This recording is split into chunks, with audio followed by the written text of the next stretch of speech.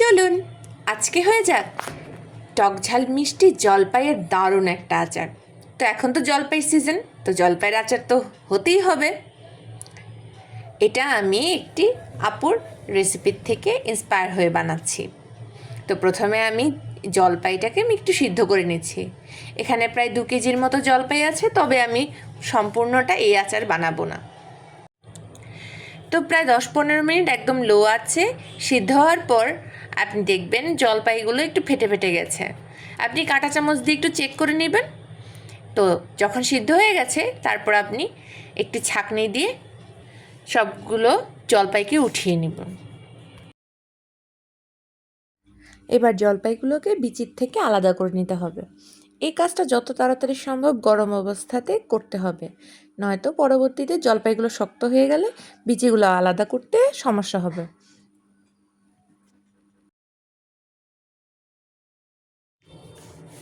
এই যে দেখুন, আমি সম্পূর্ণ জলপাইগুলোকে আলাদা করে নিলাম বিচির থেকে। এবার আমরা মশলাগুলো তৈরি করব। তো প্রথমে 5-6টা শুকনো মরিচ আমি একটু খোলাতে ভেজে নেব। আমি কিন্তু এখানে কোনো তেল ব্যবহার করছি না, তবে আপনি সংরক্ষণের জন্য উপরে কিছুটা তেল ব্রাশ করে দিতে পারেন। এবার এর মধ্যে 2 চামচ 5 ফোড়ন দিয়ে দিব। এবার দিব ধনিয়া। এখানে আমি 2 চামচ ধনিয়া দিয়েছি, 2 চামচ জিরা দিয়েছি। এবার সম্পূর্ণ সবগুলো মশলাকে আমি ভালোভাবে একটু ভেজে নেব, কিন্তু খেয়াল রাখবেন যাতে পুড়ে না যায়। ভাজতে ভাজতে দেখবেন একটা দারুণ একটা গন্ধ বেরিয়েছে আর মশলাগুলো একটু ঠাস ঠাস করে ফুটতে শুরু করেছে। তখনই বুঝবেন হয়ে গেছে। এবার মশলাগুলোকে নামিয়ে খানিকটা ঠান্ডা করবেন, বাট বেশি ঠান্ডা করবেন না, তাহলে নেতিয়ে যাবে। তারপর একটি মিক্সার গ্রাইন্ডারে এগুলোকে খানিকটা আধ ভাঙা করে নিব, সম্পূর্ণ গুঁড়ো করে নেওয়া যাবে না।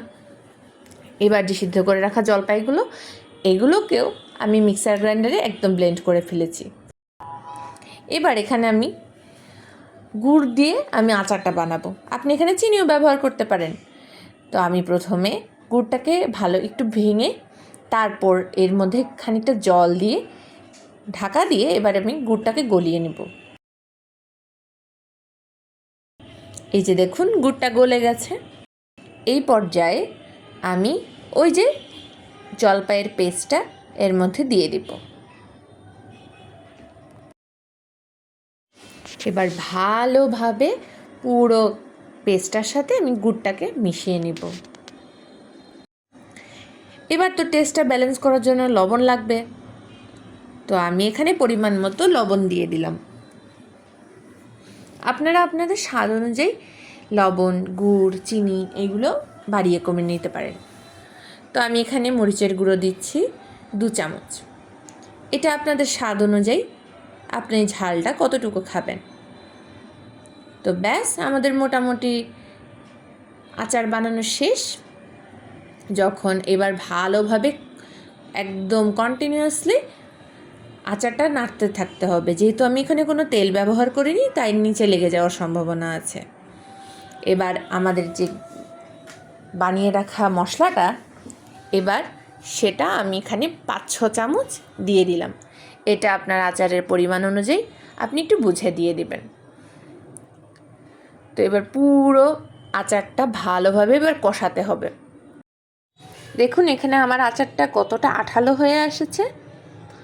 এটা আপনি আরও কষিয়ে আরও শুকিয়ে ফেলতে পারেন, তবে আমি এই পর্যায়েই নামিয়ে নেব।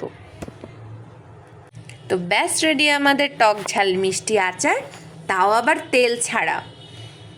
তো বাসায় অবশ্যই একবার বানিয়ে চেষ্টা করুন। টাটা।